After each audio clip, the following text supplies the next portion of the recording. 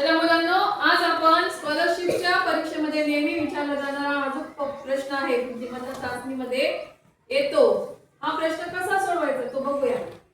दिलेल्या आकृतीमध्ये एकूण किती त्रिकोण आहेत असा प्रश्न येतो। आता हा प्रश्न सोडवताना एक ट्रिक तुम्हाला सांगते कसं करायचंय।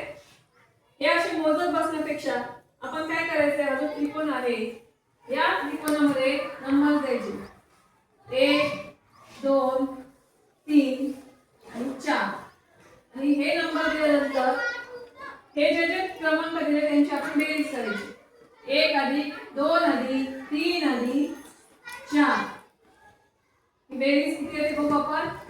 3 3 6 आणि 4 10 ही आलेली जी बेरीज आहे 10 तेवढे त्रिकोण या आकृतीमध्ये आहेत। अशी कोणतीही आकृती जर आली तर त्यामध्ये फक्त असे क्रमांक टाकायचे आणि त्यांची बेरीज करायची।